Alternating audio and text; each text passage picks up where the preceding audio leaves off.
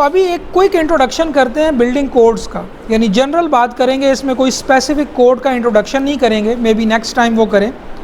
Building codes क्या होते हैं, किस किस्म के होते हैं और ये हमें क्या चीज़ें बताते हैं।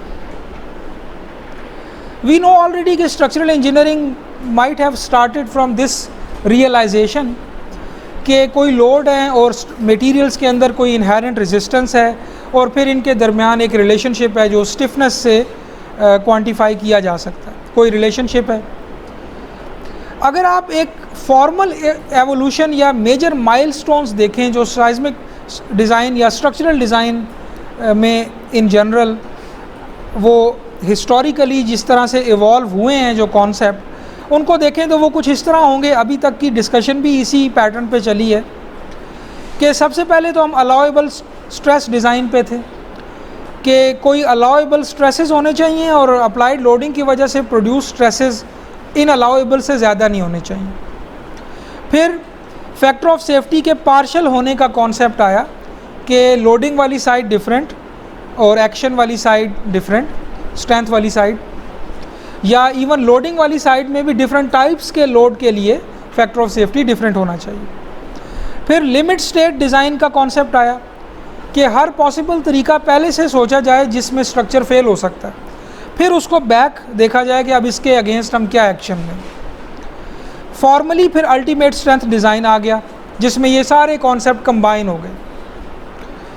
उसके बाद स्पेसिफिकली साइज़मिक डिज़ाइन में और बाकी कुछ लोडिंग्स के अगेंस्ट डिज़ाइन में भी ये ख्याल प्रोड्यूस हुआ कि स्ट्रक्चर के अंदर ब्रिटलनेस और डक्टिलिटी दो प्रॉपर्टीज़ हो सकती हैं जिनको हम फर्दर अंडरस्टैंड करके डिज़ाइन में कंसिडर कर सकते हैं। डक्टाइल स्ट्रक्चर्स को कम लोडिंग पर डिज़ाइन कर सकते हैं, कुछ इकोनॉमी हासिल कर सकते हैं उनकी डक्टिलिटी पर रिलाई करते हुए। ब्रिटल स्ट्रक्चर्स के लिए ये सहूलत नहीं है क्योंकि वो सडन फेल होंगे, तो लिहाजा वो अगर कॉस्टली भी हो जाएं तो कोई इशू नहीं, बिकॉज उनका फेलियर मोड ब्रिटल है। और फिर ये दौड़ शुरू हो गई कि ब्रिटल एलिमेंट्स को डक्टाइल कैसे बनाया जाए ताकि इकोनॉमी हासिल की जाए, और उसमें फिर डिफरेंट डिज़ाइन अप्रोचेस प्रोड्यूस हुई और उनमें से एक सबसे कॉमन अप्रोच है कैपेसिटी डिज़ाइन अप्रोच। इसकी मिसाल मैं ऐसे देता हूँ आपको, जैसे साइज़मिक डिज़ाइन में आप एक आर फैक्टर इस्तेमाल करते हैं, या चले मैं अगर जनरल वर्ड्स में बताऊँ तो वो ये है कि अगर आपका स्ट्रक्चर डक्टाइल होगा, अच्छा कन्फाइन हुआ होगा, साइज़मिक डिटेलिंग की सारी रिक्वायरमेंट्स पूरी करेगा, तो आप कम साइज़मिक लोडिंग पे डिज़ाइन कोड आपको अलाउ कर देगा, ठीक है। और अगर आपका स्ट्रक्चर डक्टाइल नहीं होगा, ठीक है, यानी कन्फाइनमेंट नहीं की हुई आपने और बाकी रिक्वायरमेंट्स पूरी नहीं की हुई डक्टिलिटी की, तो फिर कोड कहेगा फिर हायर साइज़मिक फोर्सेस पे डिज़ाइन करें। यानी हायर साइज़मिक फोर्सेस पे डिज़ाइन करने से आपके क्रॉस सेक्शन और इन्फोर्समेंट ज़्यादा आएंगे और आपकी स्ट्रक्चर कम इकोनॉमी उसमें अचीव हो पाएगी। डक्टाइल स्ट्रक्चर में आप चूँकि अप्लाइड लोडिंग कम लगा रहे होंगे तो रिजल्टिंग रीइंफोर्समेंट और क्रॉस सेक्शन भी कम आएंगे। तो ये ख्याल कि डक्टिलिटी को एक बड़ा इम्पॉर्टेंट फैक्टर कंसिडर होना चाहिए डिज़ाइन में, ये सबसे पहले तो साइज़मिक डिज़ाइन में आया और उसके बाद ये बाकी लोडिंग्स में भी अब यूज़ हो रहा है, ठीक है। और चूँकि अल्टीमेट स्ट्रेंथ डिज़ाइन तो पीक के बाद जा ही नहीं रहा ना, तो वो तो डक्टिलिटी या ब्रिटलनेस से उसका एज सच कोई कंसर्न नहीं है। अल्टीमेट स्ट्रेंथ डिज़ाइन से आगे आप बेसिकली अब परफॉर्मेंस बेस्ड डिज़ाइन की तरफ जा रहे हैं और उसमें दरमियान में क्या स्टेजेस आई हैं वो आप देख सकते हैं इसमें। ये जो रियलाइजेशन है कि डक्टिलिटी बड़ी यूज़फुल प्रॉपर्टी है, ये सबसे पहले ज़्यादा वाज़े तौर पे 1971 का जो सैन फर्नांडो अर्थक्वेक है उसके बाद सामने आई कि उसमें ये देखा गया कि अर्थक्वेक ने जो लोडिंग प्रोड्यूस की स्ट्रक्चर्स के ऊपर, वो उस लोडिंग से कहीं ज़्यादा थी जिस पर वो डिज़ाइन हुए थे, लेकिन बहुत से स्ट्रक्चर्स फिर भी सेफ़ रहे, ठीक है। यानी होना तो ये चाहिए था कि वो फेल हो जाते, लेकिन अगर वो सेफ़ रहे तो इसका मतलब है कि कोई यूज़फुल प्रॉपर्टी ऐसी है स्ट्रक्चर में जो डिज़ाइन में कंसिडर नहीं हो रही अभी। सो लिहाजा पता ये चला कि जो स्ट्रक्चर्स डक्टाइल थे, जो कि लोडिंग को काफ़ी ज़्यादा डेफॉर्मेशन तक सस्टेन कर सकते थे without actually going down without actually failure, तो फिर हमने एक्सप्लिसिटली ये डक्टिलिटी को कंसिडर करना शुरू किया। सो अभी डक्टिलिटी डिज़ाइन के नाम से एक पूरी साइज़मिक डिज़ाइन फ़िलॉसफी है जिसमें डक्टिलिटी को यूज़ किया जाता है। कैपेसिटी डिज़ाइन अप्रोच ये है कि आप पहले से एंटिसिपेट करें कि कहाँ कहाँ इन इलास्टिसिटी आ सकती है स्ट्रक्चर में, यानी कौन कौन से वो रीजन हैं जो यील्ड कर सकते हैं, क्रैक कर सकते हैं, उन रीजन्स को स्पेसिफिकली डक्टाइल बनाएं, ठीक है। और जो एलिमेंट्स एक्सट्रीम लोडिंग के केस में यील्ड होने का चांस नहीं है उनको ब्रिटल भी छोड़ा जा सकता है। उनकी डक्टिलिटी बढ़ाने पर, कन्फाइनमेंट करने पर कोई एक्स्ट्रा पैसे खर्च करना ज़रूरी नहीं है। तो कैपेसिटी डिज़ाइन स्पेशली इस कॉन्सेप्ट पे है कि पहले से एंटिसिपेट करें कि अप्लाइड लोडिंग या साइज़मिक लोडिंग फॉर एग्ज़ाम्पल स्ट्रक्चर को कैसे नॉन लीनियर रेंज में लेके जाएगी, और वो जो रीजन्स हैं फॉर एग्ज़ाम्पल बीम्स के दोनों एंड्स, कॉलम्स के दोनों एंड्स जहाँ मैक्सिमम बेंडिंग मोमेंट होता है। अगर एक बिल्डिंग हाई राइज है तो उसकी बॉटम की कुछ स्टोरीज़, बिकॉज जब वो स्वे करेगी तो बॉटम की स्टोरी में सबसे ज़्यादा बेंडिंग मोमेंट आएगा, सबसे ज़्यादा शीयर आएगा। तो उन रीजन्स को स्पेसिफिकली डक्टाइल बनाया जाए, कैसे कि एडिक्वेट लेटरल टाइज और रीइंफोर्समेंट कम स्पेसिंग के साथ दी जाएं ताकि वो एरियाज़ कन्फाइन हो जाएं। कन्फाइंड कंक्रीट और अनकन्फाइंड कंक्रीट में ज़मीन आसमान का फ़र्क है। स्ट्रेस स्ट्रेन कर्व अगर आप देखें, वैसे तो ये टॉपिक हमारा नेक्स्ट चैप्टर में है, अगर अनकन्फाइंड कंक्रीट की स्ट्रेस स्ट्रेन कर्व ऐसे है तो कन्फाइंड कंक्रीट की में भी ऐसे होगी, ऐसे, यानी वो स्ट्रेंथ में भी ज़्यादा हो गया और वो डक्टिलिटी में भी ज़्यादा हो गया, ठीक है। सो आप इमेजिन करें कि एक बीम इस कंक्रीट की बनी हुई है, एक बीम इस कंक्रीट की बनी हुई है, तो जाहिर है कि जो कन्फाइंड की है वो ज़्यादा अच्छा परफॉर्म करेगी। सो कैपेसिटी बेस्ड डिज़ाइन स्पेसिफिकली ये आइडिया है कि आप पहले से एंटिसिपेट करें, वहाँ पे डक्टिलिटी को स्ट्रेटिजिकली डक्टिलिटी को प्रोवाइड करें। इसकी मिसाल ऐसे अक्सर दी जाती है कि अगर आपके पास एक चेन है जो कि लेट्स से उसके सारे के सारे लिंक्स ब्रिटल हैं, ठीक है, अब आप इस पर फोर्स लगाएंगे, टेंसाइल फोर्स, तो ये ब्रिटल मैनर में कहीं से फेल हो जाएगी। अगर आपने इसको डक्टाइल बनाना है तो एक इसका बड़ा यूँ समझ लें कि इंटेलिजेंट तरीका ये है, एक तरीका तो ये ज़हन में आता है ना कि आप इस सारे चेन्स का मटेरियल, इन सारे लिंक्स का मटेरियल डक्टाइल मटेरियल कर दें, उस सूरत में ये चेन डक्टाइल हो जाएगी। लेकिन एक तरीका उसका ये है कि आप बीच में जहाँ पर मैक्सिमम इफ़ेक्ट आ रहा है लोडिंग का, वहाँ पर एक लिंक डक्टाइल मटेरियल का ऐड कर दें, और वो लिंक जो है वो ओवरऑल चेन को डक्टाइल बना देगा। बिकॉज अगर आपने सेंटर में लेट से एक डक्टाइल लिंक इंट्रोड्यूस कर दिया तो अब सारी की सारी जो डेफॉर्मेशन है वो उस डक्टाइल लिंक में कॉन्सेंट्रेट हो जाएगी। वो जो है वो डक्टाइल लिंक है तो वो डिफॉर्म हो जाएगा, सेफली डिफॉर्म हो जाएगा, बाकी एलिमेंट ब्रिटल ही रहेंगे, लेकिन ओवरऑल चेन में अब ये डक्टिलिटी की प्रॉपर्टी आ जाएगी। ओवरऑल चेन जो है, बिकॉज वो सारी की सारी चेन की डेफॉर्मेशन उस एक लिंक में कॉन्सेंट्रेट हो जाएगी और आपने उसको स्पेसिफिकली डक्टाइल बनाया होगा तो वो सेफ़ रहेगा, ठीक है। तो बिल्कुल ऐसे ही स्ट्रक्चर में भी स्ट्रेटिजिकली जहाँ जहाँ पर मैक्सिमम लोडिंग्स आ रही हैं उनको डक्टाइल बना दें और बाकियों को ब्रिटल छोड़ दें। सो यूँ आप ओवरऑल स्ट्रक्चर को डक्टाइल बना पाएंगे। ये कॉन्सेप्ट कैपेसिटी डिज़ाइन कॉन्सेप्ट कहलाता है। उसके बाद परफॉर्मेंस बेस्ड डिज़ाइन आ गया जिसमें ये सारे concept ductility, capacity based design, ये सब जमा हो गए।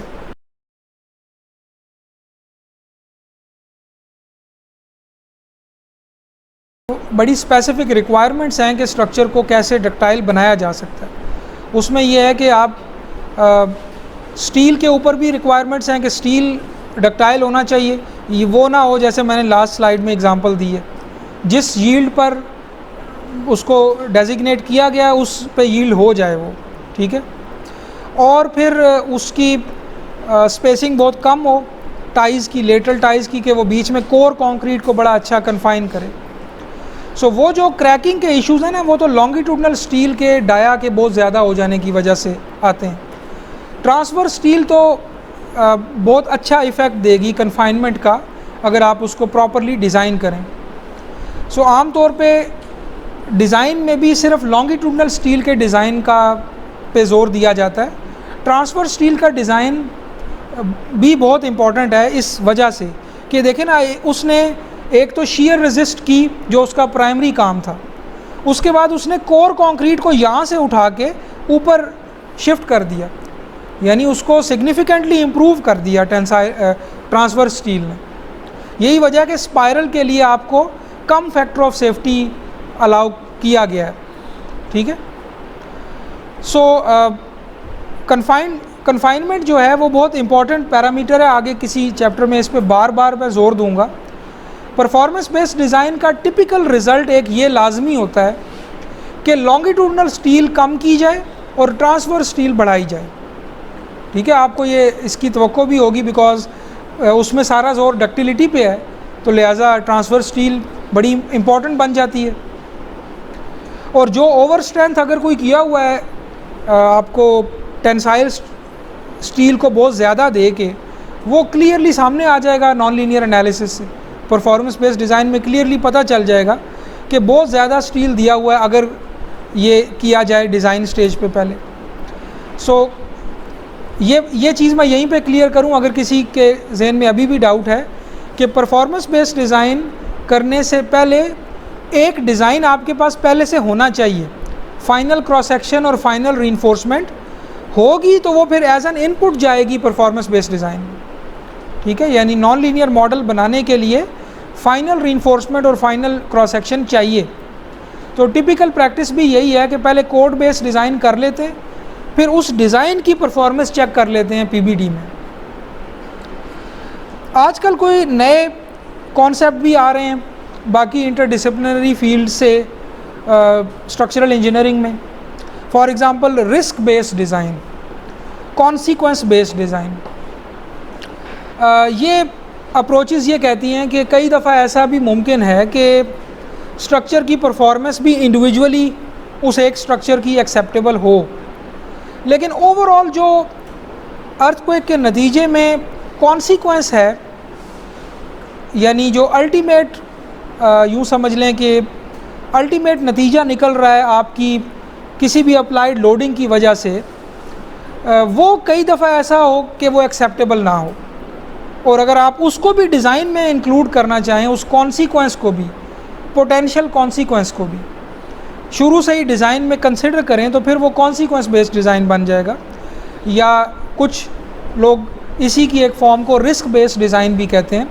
यानी आप इमेजिन करें कि बहुत से स्ट्रक्चर्स हैं ओवरऑल, और कोई अप्लाइड लोडिंग जो डिज़ाइन लोडिंग है या जो भी वहाँ पे कंसिडर की जा रही है, उसको इंडिविजुअली सारे स्ट्रक्चर्स इंडिविजुअली कंप्लाई कर रहे हैं, उनकी इंडिविजुअली परफॉर्मेंस ओके है, but still as an overall हो सकता है वो सारे स्ट्रक्चर्स, अगर आप पूरे होलिस्टिक सिनारियो में देखें, एनवायरमेंटल इफ़ेक्ट्स को देखें, इसके अलावा और भी जो भी उसके एस्पेक्ट, फाइनेंशियल एस्पेक्ट हो सकते हैं, सिटी के ऊपर उन नई बिल्डिंग्स का क्या इफ़ेक्ट होगा, और जो भी कंसीडरेशंस हो सकती हैं, जो ओवरऑल कॉन्सिक्वेंस है उसको भी अगर डिज़ाइन में इंक्लूड कर लेंगे, उसको भी कंसिडर कर लेंगे, तो फिर ये एक ज़्यादा होलिस्टिक अप्रोच बन जाएगी डिज़ाइन की। So mostly disaster risk reduction से और बाकी फील्ड से ये कॉन्सेप्ट हमारे फील्ड में आ रहे हैं। फॉर एग्ज़ाम्पल आपने कॉन्सेप्ट सुना होगा ग्रीन बिल्डिंग्स का, ग्रीन रेटिंग्स होती हैं, ठीक है। अब उनका एज सच स्ट्रक्चरल परफॉर्मेंस या सेफ्टी के अलावा है वो चीज़, ठीक है ना। यानी बिल्डिंग्स की एनर्जी कंजर्वेशन, ये सब चीज़ें स्ट्रक्चरल इंजीनियरिंग या स्ट्रक्चरल सेफ्टी के एस्पेक्ट से अलग हैं, लेकिन अगर फिर भी आप उनको कंसिडर करेंगे, और ये नई फ़िलासफ़ीज़ ये कहती हैं कि इनको कंसिडर करना चाहिए, तो फिर वो एक ज़्यादा ओवरऑल अप्रोच बन जाएगी, जिसको आप रिस्क बेस्ड डिज़ाइन कह सकते हैं, परफॉर्मेंस बेस्ड डिज़ाइन कह सकते हैं। फिर इसी तरह रिस्क बेस्ड डिज़ाइन में एक बहुत इंपॉर्टेंट कॉन्सेप्ट ये है कि आप प्रोबेबिलिस्टिक फ्रेमवर्क में डिज़ाइन करें, यानी अप्लाइड लोडिंग्स को डिफरेंट प्रोबेबिलिटीज़ लें उनकी, ये नहीं कि डिटर्मिनिस्टिक लोडिंग के ये नंबर आएगा ही आएगा। आप ये ना कहें कि ये लोडिंग आएगी, बल्कि ये कहें कि इस लोडिंग के आने का चांस इतना है, दूसरी लोडिंग के आने का चांस इतना है, और फिर इन सारी प्रोबेबिलिटीज़ को प्रोसेस करें, ठीक है, एक ओवरऑल प्रोबेबिलिस्टिक फ्रेमवर्क में, और फिर रिस्क कैलकुलेट करें कि ओवरऑल रिस्क कितना है स्ट्रक्चर के ऊपर, और फिर उस रिस्क पे डिज़ाइन करें, ना कि किसी एक फिक्स सिनारियो पे डिज़ाइन करें। ठीक है, सो ये सारे नए कॉन्सेप्ट अब रिस्क बेस्ड डिज़ाइन में जमा हो रहे हैं। अभी तक इसकी कोई एज सच क्लियर शेप हमारे सामने नहीं आई। कुछ इंटरनेशनल गाइडलाइंस हैं जो आपको मिल जाएंगी, जो बड़ा पहला ग्राउंड ब्रेकिंग वर्क है, लेकिन अभी तक बाकायदा जैसे परफॉर्मेंस बेस्ड डिज़ाइन की कई जनरेशन्स की गाइडलाइंस आ चुकी हैं, अडॉप्ट हो चुका है पूरी दुनिया में, उस तरह से अभी ये अप्रोच उतनी कॉमन नहीं हुई, स्टिल डेवलपिंग स्टेज पे है। So before we actually go के आज ये देखें कि आजकल कौन कौन से इम्पॉर्टेंट बिल्डिंग कोड्स हैं जो हम जिनको रेफ़र करेंगे, उससे भी पहले आप देख लेंगे कुछ मेजर डेवलपमेंट्स जो कि फाइनली कोड्स की डेवलपमेंट में कन्वर्ट हुई। Maybe we can start it with 1660, जिसमें सबसे पहले हुक्स लॉ हमारे सामने आया।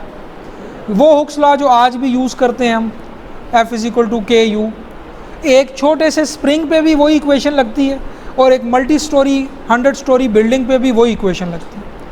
बस फ़र्क ये है कि F जो है वो वेक्टर बन जाता है, K मैट्रिक्स बन जाती है, U फिर एक वेक्टर बन जाता है। फिर उसके बाद हमारे पास ऑयलर बर्नौली बीम थ्योरी आ गई, फॉर एग्ज़ाम्पल इसी तरह प्रिंसिपल ऑफ वर्चुअल वर्क आ गया। बकलिंग ऑफ कॉलम्स में ऑयलर्स फार्मूला बकलिंग का आपने पढ़ा होगा, क्रिटिकल लोडिंग का। इसी तरह फिर फॉर एग्ज़ाम्पल मोहर सर्कल हमने मैकेनिक्स में पढ़ा है। 1922 में ऑयलर बर्नौली बीम थ्योरी में एक फर्दर रिफाइनमेंट की SP टीमोशेंको ने, और फिर उसको आजकल टीमोशेंको बीम थ्योरी कहते हैं। प्लेन सेक्शन रिमेन प्लेन पर ही बेस करती है, लेकिन इसमें ज़रूरी नहीं है कि जो परपेंडिकुलर ही रहे जो आपका डिफॉर्म्ड शेप है लॉन्गिट्यूडनल एक्सिस के। 1936 में मोमेंट डिस्ट्रीब्यूशन मेथड आया, हार्डी क्रॉस ने डेवलप किया, और फिर उसके बाद जो बड़ी मेजर डेवलपमेंट कही जा सकती है इवन आज तक भी, वो है फाइनाइट एलिमेंट मेथड का बनना। 1950 से 60s तक इसमें डिफरेंट डेवलपमेंट्स हुई। बोइंग ने इसमें बहुत डेवलपमेंट्स की जिनके अर्ली एयरक्राफ्ट डिज़ाइन वगैरह में। इसके अलावा इंडिविजुअल रिसर्चर्स जो कि कुछ स्ट्रक्चरल इंजीनियर भी थे। सो 1960s तक 61-2 तक FEM की बेसिक फार्मूलेशन कंप्लीट हो चुकी थी। पहले प्रोग्राम भी बनना शुरू हो गए थे। 1970s में सैप बना, सैप का पुराना वर्जन जो कि बहुत लिमिटेड था, ज़ाहिर है वो डॉस बेस्ड था। और उसके बाद 80s में फर्दर उसमें साइज़मिक एनालिसिस के फीचर डाले गए। आई थिंक 95 में जब विंडोज़ का जो वर्जन था उसके लिए पहली दफ़ा उसका ग्राफिकल इंटरफेस बनाया गया। फिर उसके बाद सैप 2000 की एक सीरीज़ स्टार्ट हुई जो अभी तक चल रही है। ये वो फर्स्ट जनरेशन थी प्रोग्राम्स की, लेकिन इसके साथ साथ कई और पैरेलल में भी प्रोग्राम्स डेवलप हुए। सैप जो है वो जनरल पर्पस FEM का प्रोग्राम है। इस ETABS, CSI ब्रिज, सेफ, इन सब के पीछे सैप का इंजन है। इंटरफेस डिफरेंट है। ETABS बिल्डिंग्स ओरिएंटेड है, इसी तरह CSI ब्रिजेस के लिए है, और इसी तरह CSI प्लांट है जो पावर प्लांट स्ट्रक्चर्स के एनालिसिस और डिज़ाइन के लिए। सेफ है वो मैट्स, फुटिंग्स वगैरह के लिए।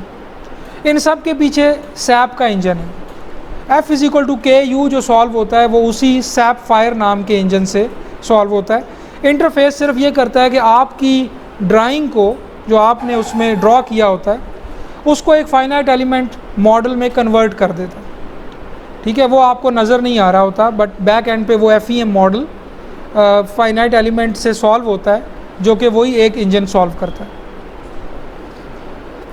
सो we started with maybe, चलें एक इंट्यूटिव डिज़ाइन भी अब मैंने नया डाल दिया है। वैसे तो कोड बेस्ड डिज़ाइन से हमने डिस्कशन को स्टार्ट किया, बट उससे भी पहले की अगर जो फर्स्ट लेक्चर में हमने बात की थी कि जिसमें हमें इवन प्री हिस्टोरिक स्ट्रक्चर्स मिलते हैं, उनमें इंट्यूटिव डिज़ाइन को बहुत अहमियत हासिल होगी। ये हमारा अंदाज़ा है कि जो आपकी अपनी इंट्यूशन है कि ये मटेरियल अगर इस तरह से अरेंज किए जाएं तो स्ट्रक्चर को सपोर्ट किया जा सकता है। लेकिन जो फॉर्मल डिज़ाइन अप्रोच है वो कोड बेस्ड डिज़ाइन अप्रोच है, उसके बाद परफॉर्मेंस बेस्ड डिज़ाइन, फिर consequence and risk based design, और फिर रेजिलियंस बेस्ड डिज़ाइन भी एक कॉन्सेप्ट है। आपको इसके बारे में भी एक दो इंटरनेशनल रिपोर्ट्स मिल जाएंगी जिसमें ये कॉन्सेप्ट इंट्रोड्यूस किया गया है। सो आप ये ख़ुद भी इनमें से चीज़ें पढ़ सकते हैं।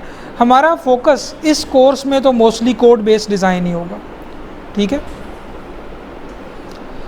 सो बिल्डिंग कोड्स की अगर हिस्ट्री देखें तो कुछ अर्ली डॉक्यूमेंट्स जो आपको पिछले 200-300 सालों में मिल सकते हैं, उनमें एक तो ये 1666 का रीबिल्डिंग ऑफ लंदन एक्ट है, जो कि ग्रेट फायर ऑफ लंदन के बाद बनाया गया। इसको आप फॉर्मल बिल्डिंग कोड्स में से पहला बिल्डिंग कोड कह सकते हैं। वैसे तो आपको हिस्टोरिक एरा में भी, इवन प्री हिस्टोरिक एरा में भी, जो ओल्डर सिविलाइजेशन थी, एंशिएंट सिविलाइजेशंस थी, उनमें भी आपको ऐसे डॉक्यूमेंट्स मिल जाएंगे कि जिनको शायद बिल्डिंग कोड कहा जा सके, रूल्स एंड रेगुलेशंस के बिल्डिंग कैसे बनानी है आप। लेकिन जो फॉर्मल बिल्डिंग कोड के नाम से डॉक्यूमेंट्स हैं वो ये कुछ लिस्ट डाउन हुए हुए हैं।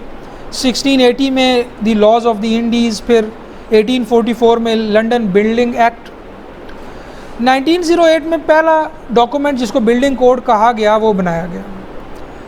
1904 में भी आपके पास ये हैंडबुक ऑफ बाल्टीमोर सिटी है, फिर इसी तरह 1859 में है। 1927 में पहला यूनिफॉर्म बिल्डिंग कोड आया और उसके बाद हर 3 साल बाद आता रहा, यहाँ तक कि 1997 में आखिरी यूनिफॉर्म बिल्डिंग कोड हमारे पास आता है। उसके बाद ये इंटरनेशनल बिल्डिंग कोड के नाम से इंटरनेशनल कोड काउंसिल ने इसको कन्वर्ट कर दिया। 1988 में ASCE 7 आ गया। ASCE 7 मोस्टली आपको बिल्डिंग्स के ऊपर डिज़ाइन लोडिंग्स प्रोवाइड करता है। 1997 में जैसे मैंने कहा कि आखिरी जो है वो यूनिफॉर्म बिल्डिंग कोड आया और उसके बाद फिर ये इंटरनेशनल बिल्डिंग कोड में कन्वर्ट हो गया। सो असल में इसको होना चाहिए IBC इंटरनेशनल बिल्डिंग कोड। पहला IBC असल में 2000 में आया। 1997 में जो आया वो UBC ही है। सो ये एक छोटी सी करेक्शन है, UBC 97 जिसको कहते हैं। उसके बाद वो IBC में कन्वर्ट हो गया ईयर 2000 में। फिर 2000 के बाद वो हर 3 साल बाद अपडेट होता रहा बड़ा रेगुलरली, यानी 2003 में आया IBC 2006 है, IBC 2009 है, IBC 2012 है, 15 है, 18 है और अभी IBC 2021 भी आ गया, ठीक है। सो ये हर 3 साल बाद रेगुलरली ये अपडेट होता है। कोई भी डॉक्यूमेंट की कोई भी प्रोविजन IBC में अपनी जगह बनाने से पहले डिटेल्ड 2-3 साल के रिव्यू प्रोसेस से गुज़रती है। वो पूरी एक डिटेल्ड हायरार्की है। छोटे लेवल पे कमेटीज़ हैं जो रिकमेंडेशंस देती हैं ऊपर, फिर वो फर्दर रिफ़ाइन होती हैं, उन पर कंसेंसस होता है और फिर ऊपर वाली कमेटीज़ में जाती हैं। फाइनली जब सब एग्रीड हो जाते हैं और बड़ा वेल रिसर्च प्रोविजन बन जाती है तो फिर वो IBC में अपनी जगह बनाती है। सो IBC से नीचे लेवल के डॉक्यूमेंट्स भी होते हैं। इंडिविजुअल ऑर्गेनाइजेशंस अपनी डॉक्यूमेंट्स पब्लिश करती हैं, रिपोर्ट्स पब्लिश करती हैं, लेकिन जब कोई चीज़ बिल्कुल कंसेंसस के साथ एक्सेप्ट कर ली जाती है फिर वो IBC में अपनी जगह बनाती है, ठीक है। और आजकल बहुत से ऐसे कंट्रीज़ हैं जो अपना नेशनल बिल्डिंग कोड की बजाय डायरेक्टली IBC को इस्तेमाल कर लेते हैं। सो बिल्डिंग कोड की फॉर्मल डेफिनेशन तो ये है कि ये एक set of rules and guidelines है जो कि मिनिमम स्टैंडर्ड्स आपके लिए सेट कर देता है। मिनिमम का वर्ड बहुत इंपॉर्टेंट है बिकॉज कोड हमेशा ये कहता है कि अगर आप कुछ ज़्यादा कर सकते हैं तो बिल्कुल करें, लेकिन ये वो है जो मिनिमम आपको करना है, ठीक है। सो हर प्रोविजन इसी कॉन्टेक्स्ट में बिल्डिंग कोड जो है वो प्रेजेंट कर रहा होता है कि ये मिनिमम रिक्वायरमेंट है। सो इसकी मेन जो पर्पज़ है वो पब्लिक हेल्थ को इंश्योर करना है, सेफ्टी को, जनरल वेलफेयर को। अब किसी जगह पर जब ये इम्प्लीमेंट हो जाता है गवर्नमेंट के किसी ऑर्डर से तो फिर वो लॉ बन जाता है। ठीक है, उसकी कोई पर्टिकुलर ज्यूरिसडिक्शन हो जाती है। और कंप्लीट प्रोसेस जो है प्लानिंग का, डिज़ाइन का, कंस्ट्रक्शन का, वो ये कवर करता है। एनालिसिस कैसे होगा, डिटेलिंग कैसे होगी, हर चीज़ ये कवर करते हैं ये डॉक्यूमेंट्स। सो अगर आपने किसी कम्युनिटी की ओवरऑल रेजिलियंस को इम्प्रूव करना है तो आप इस कोड को इम्प्रूव कर दें, बिकॉज ये तो एज़ इट इज़ फॉलो होगा। जो इसको नहीं भी जानता उसको इसे फॉलो करना पड़ेगा। तो अगर कोड वेल रिसर्च्ड होगा तो आपकी वो कम्युनिटी ओवरऑल कुछ सालों में स्ट्रक्चरली वो बहुत रेजिलिएंट हो जाएगी। सो बहुत से लोग इंडिविजुअल इंजीनियर्स की ट्रेनिंग तो जहाँ बहुत इंपॉर्टेंट है ही है, बट आपका बिल्डिंग कोड भी बड़ा वेल रिसर्च्ड होना चाहिए अगर आपने अच्छी डिज़ास्टर रिस्क रिडक्शन अचीव करनी है। सो कुछ कॉमन फैमिलीज़ जो बिल्डिंग कोड्स की गिनवाई जा सकती हैं, सीधा सीधा आपको पता होना चाहिए। अच्छा, हर बिल्डिंग कोड सारे एस्पेक्ट को कवर नहीं करता। कुछ डॉक्यूमेंट्स हैं जो अप्लाइड लोडिंग प्रोवाइड करते हैं, कुछ हैं जो एनालिसिस प्रोसीजर्स पर फोकस करते हैं, कुछ डिटेलिंग के कोड्स हैं, कुछ वाकई कैपेसिटी और डिज़ाइन की इक्वेशन में कैपेसिटी कैलकुलेट करने के लिए जो एक्सप्रेशन चाहिए वो प्रेजेंट कर रहे होते हैं। सो हर तरह के डॉक्यूमेंट्स आपको मिल जाएंगे जिनके लिए आम तौर पे बिल्डिंग कोड का वर्ड बोला जाता है, लेकिन सारे एस्पेक्ट एक डॉक्यूमेंट में मुश्किल से ही कवर हो सकते हैं। सो आपको एक अमेरिकन फैमिली बिल्डिंग कोड्स की मिलेगी जिनमें फिर फर्दर क्लासिफिकेशन है। कंक्रीट के कोड्स अलग हैं, स्टील के अलग हैं, ठीक है, डिज़ाइन लोडिंग प्रोवाइड करने वाले लोड अलग हैं, डिटेलिंग के कोड अलग हैं। So for example ACI, ASCE, AISC, आपको नाम से ही जाहिर है कि ये किन किस्म के कोड्स होंगे। AISC तो स्टील के डिज़ाइन को गवर्न करेगा, ACI कंक्रीट के डिज़ाइन को गवर्न करेगा, ASCE तो जनरल वर्ड है ना, इसके आगे कोई कोड होगा फर्दर, जैसे ASC 7 या ASC 41 या ASC 31 for example. So ASC के बहुत से कोड्स हैं। अमेरिकन कोड्स आपस में कंपैटिबल होंगे। अगर आप ACI के मुताबिक डिज़ाइन करते हैं तो आप लोडिंग, डिज़ाइन लोडिंग ASC 7 से ले सकते हैं, और फिर डिटेलिंग ACI के 318 की बजाय जो कोई और डिटेलिंग का कोड है उसके मुताबिक कर सकते हैं। तो आपस में वो कंपैटिबल है। UBC, IBC भी इसी कैटेगरी में आते हैं। इसके अलावा यूरो कोड्स हैं और ब्रिटिश कोड हैं, ये एक मिलते जुलते कोड्स हैं, ठीक है। ऐसा नहीं है कि आप इनको मिक्स कर सकें। अगर यूरो कोड फॉलो करेंगे फिर वो कम्प्लीटली वही फॉलो करेंगे। फिर ऑस्ट्रेलिया और न्यूजीलैंड के कोड्स हैं, ये भी दोनों के मिलते जुलते हैं क्योंकि वो रीजन एक है, उसका सारा जो साइज़मिक लोडिंग बाकी चीज़ें वो मिलती जुलती हैं। जापानीज़, कोरियन कोड्स, और फिर इंडिविजुअल कंट्रीज़ के भी कोड्स हैं। इंडियन कोड है, थाईलैंड कोड है, म्यांमार, और एक बिल्डिंग कोड ऑफ पाकिस्तान भी है। सो कुछ नेशनल बिल्डिंग कोड्स भी हैं, लेकिन मोस्टली इस तरह के जो इंडिविजुअल कंट्रीज़ के कोड होते हैं ये कुछ इंटरनेशनल कोड्स ही को फॉलो करके बस बनाए जाते हैं, ठीक है। एक एग्ज़ाम्पल से मैं समझाता हूँ कि कहाँ कहाँ कोड आपको गाइडलाइन प्रोवाइड करेगा, और वो वही एग्ज़ाम्पल है जो अर्थक्वेक की है। लास्ट कोर्स में भी हमने देखा था। हमें पता है कि अर्थक्वेक फिनोमेना एक जगह से स्टार्ट होता है और उसके अगेंस्ट हमारा प्रोसेस एंड कहाँ होता है, जो कि फाइनली डिटेलिंग आपने दे दी, डिज़ाइन कर लिया, स्टील प्रोवाइड कर दी वहाँ तक। इस पूरे प्रोसेस में कोड आपको जगह जगह गाइडलाइन प्रोवाइड करेगा। फॉर एग्ज़ाम्पल पहली स्टेज पे वो ये करेगा कि आपने अपनी साइट को कैसे क्लासीफाई करना है, आपने साइट रिस्पॉन्स एनालिसिस अगर करना है तो कैसे करना है, उसमें क्या चीज़ें कंसिडर करनी है, और PSHA के बारे में भी कुछ डॉक्यूमेंट्स अवेलेबल हैं जो आपको गाइड करते हैं। एक दफ़ा आपने इन गाइडलाइंस को फॉलो करके साइज़मिक एक्शन को अपनी साइट तक पहुंचा दिया तो आगे अब आपको कोड ये फर्दर गाइड करेगा कि आप अपनी बिल्डिंग को कैसे रिप्रेजेंट करें, यानी बिल्डिंग का मॉडल कैसे बनाएं। तो आपको मॉडलिंग के भी आपको कोड्स मिल जाएंगे जो मॉडलिंग को गाइड करेंगे, या किसी एक कोड में मॉडलिंग वाला हिस्सा मिल जाएगा। दूसरी तरफ कोड आपको ये भी गाइड करेगा कि जो साइज़मिक एक्शन आपने अपनी स्ट्रक्चर पे अप्लाई करना है इसको कैसे प्रोसेस किया जाए, कैसे रिप्रेजेंट किया जाए, कैसे स्पेक्ट्रम बनाया जाए, टाइम हिस्ट्री कैसे प्रोसेस की जाए, ये गाइडलाइन भी आपको कोड से मिलेगी। जब आपके पास मॉडल बन गया, अप्लाइड लोडिंग आ गई, तो अब आपने इसको अप्लाई करना है मॉडल पे, ये प्रोसेस कहलाता है एनालिसिस। तो एनालिसिस में भी कोड आपको जिस तरह लोडिंग में गाइड किया है एनालिसिस में भी गाइड करेगा, कौन से एनालिसिस प्रोसीजर किन किन साइट्स पे अलाउेबल हैं, नहीं अलाउेबल, ये सारी इन्फॉर्मेशन कोड से मिलेगी। और एनालिसिस के बाद जो डिज़ाइन है और डिटेलिंग है उसमें भी कोड आपको गाइड करेगा।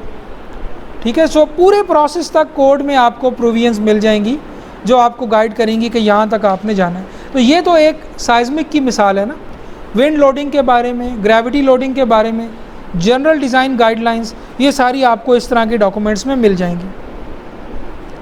सो कुछ ये आपके पास IBC है, सॉरी UBC 97 है, फिर ये बिल्डिंग कोड ऑफ पाकिस्तान है, IBC 2018 है, या बाकी डॉक्यूमेंट्स हैं। आपको ये कुछ इंटरनेट पे भी मिल जाएंगे, ठीक है, और लाइब्रेरी से भी आप देख सकते हैं। कोड्स की एक प्रॉपर लीगल लैंग्वेज होती है इनकी प्रोविजंस की, और वो कुछ रिक्वायरमेंट्स होती हैं जो कि वो इम्पोज़ करता है, और कुछ चीज़ें ऑप्शनल भी रखता है, बट वो क्लियर करता है कि क्या चीज़ लाजमी करनी है, क्या चीज़ ऑप्शनल है। एंड पर अगर पाकिस्तान में जो बिल्डिंग कोड्स की हिस्ट्री रही है, इस पर अगर कुछ मिनट बात कर लें, वो ये है, समरी उसकी मैं आपको प्रेजेंट कर देता हूँ। पार्टीशन से पहले तो सिर्फ हमारे पास कुछ लोकल डॉक्यूमेंट्स थे इंडिविजुअल म्यूनिसिपैलिटी वगैरह के। 1935 में आपको पता है कि एक कोयटा में बड़ा फेमस अर्थक्वेक आया था, उसके बाद कुछ लोकल डॉक्यूमेंट्स अवेलेबल थे हमारे पास, कोई फॉर्मल बिल्डिंग कोड नहीं था। 1947 के बाद 1975 तक मोस्टली ब्रिटिश बिल्डिंग कोड्स जो उस वक्त के थे वो यूज़ होते रहे। कुछ गवर्नमेंट एजेंसीज़ ने ब्रिटिश कोड्स को फॉलो करना स्टार्ट किया और वो उस वक्त भी होते रहे। 70s में 86 तक ट्रेंड थोड़ा चेंज हुआ और हमने American family of building code की तरफ शिफ्ट कर लिया, और उसमें जो उस वक्त का UBC था वो फॉलो होना शुरू हो गया। ठीक है, और वो उसके बाद होता रहा। हालांकि 1986 में हमारा एक अपना फर्स्ट एवर बिल्डिंग कोड बन गया जिसको पाकिस्तान बिल्डिंग कोड 1986 कहा जाता है, लेकिन ये कोड इम्प्लीमेंट नहीं हुआ बल्कि सिर्फ एक एडवाइजरी डॉक्यूमेंट के तौर पे रहा। यानी इसको लीगली गवर्नमेंट ने लाजमी नहीं किया कि आपने लाजमी ये फॉलो करना है, इसको बस एक एडवाइजरी डॉक्यूमेंट का दर्जा दे के कर दिया गया। सो इसका मतलब है वही प्रैक्टिस जो UBC को फॉलो करने की थी वो चलती रही, 1997 तक चलती रही। UBC 97 जब आ गया और उसके बाद जो पाकिस्तान का पहला यानी दूसरा बिल्डिंग कोड बनाया गया वो कश्मीर 2005 अर्थक्वेक के बाद बनाया गया। कश्मीर 2005 अर्थक्वेक के बाद मिनिस्ट्री ऑफ हाउसिंग ने ये इनिशिएटिव लिया और पाकिस्तान का बिल्डिंग कोड इम्प्रूव करने या यूँ समझ लें कि दोबारा से डेवलप करने की एफ़र्ट स्टार्ट की।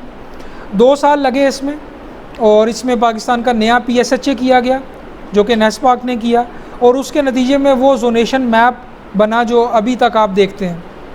2007 में ये काम कंप्लीट हुआ और इसको BCP 2007 कह देते हैं, बिल्डिंग कोड ऑफ पाकिस्तान 2007। इस कोड में UBC 97 को ही मॉडल कोड करार दिया गया, यानी UBC 97 को ओवरऑल अडॉप्ट कर लिया गया विद दोज चेंजेस जो पाकिस्तान स्पेसिफिक थी। मसलन पाकिस्तान का PSHA, पाकिस्तान के लिए विंड स्पीड्स या कोई और डेटा जो पाकिस्तान स्पेसिफिक था वो चेंज करके मोस्टली ये UBC 97 ही है, और वो अभी तक चलता आ रहा था। ऑल्दो के UBC 97 की जो लाइन थी वो 97 पे डिसकंटिन्यू हो गई और IBC 2000 आ गया जिसमें एक बड़ा सडन जंप था साइज़मिक डिज़ाइन में। IBC 2000 में UBC 97 की निस्बत एक बड़ा चेंज है, ठीक है, और वो उसके बाद वो 3 साल बाद वो अपडेट होता रहा। तो 2007 में जब ये हमारा कोड बना तो उस वक्त दो या 3 IBC आ चुके थे, IBC 2000, 2003 और फिर 2006, बट इसके बावजूद UBC 97 को अडॉप्ट किया गया। और उसके बाद कोशिश तो ये थी या उसकी ओरिजिनल इंटेंशन तो ये थी कि हर 5 साल बाद ये कोड इम्प्रूव किया जाएगा, बट इम्प्रूव नहीं हुआ 2007 से। अभी 2021 में पाकिस्तान का एक अपडेटेड कोड आ रहा है जो कि IBC 2021 को मोस्टली फॉलो कर रहा होगा। उसमें पाकिस्तान का ज़्यादा अपडेटेड PSHA किया गया है और विंड स्पीड्स को दोबारा से डिज़ाइन विंड स्पीड्स को रिव्यू किया गया और कुछ चेंजेस की गई हैं।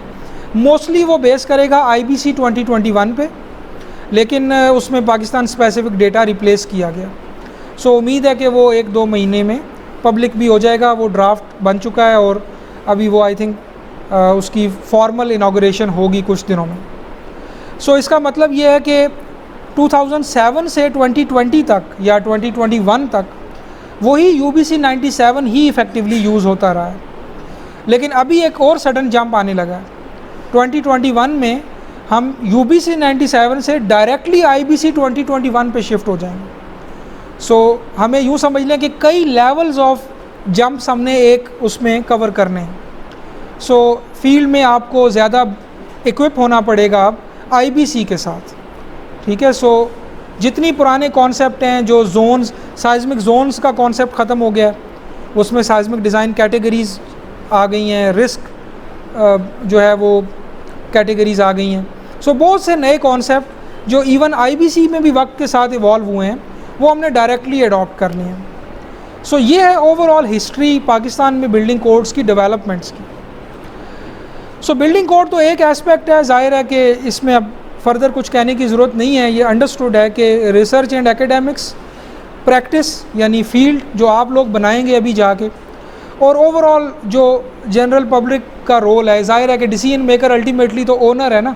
अगर वो एजुकेट ही नहीं है, वो पैसे ही नहीं देना चाह रहा किसी सेफ्टी के, तो बाकी फैक्टर्स कुछ नहीं कर सकेंगे। तो ये चारों पाँचों जो स्टेक होल्डर्स हैं, प्राइवेट सेक्टर है, हम लोग जो एकेडेमिया में बैठे हुए हैं, और आप लोग जो अभी फील्ड में जाएंगे, जो इंडस्ट्री पे अपना असर डालेंगे, ये सब मिल के अगर काम करें तो फिर बिल्डिंग कोड एक अच्छी तरह से इम्प्लीमेंट भी हो सकता है और उसका कोई फ़ायदा भी हो सकता है। तो ये सारे की प्लेयर जो यहाँ पे लिखे हुए हैं इस पूरी फिगर में, ये सारे मिल के चलेंगे तो ओवरऑल साइज़मिक रेजिलियंस या डिज़ास्टर रेजिलियंस पाकिस्तान में आएगी। सो अभी इस डिस्कशन को यहीं एंड करते हैं।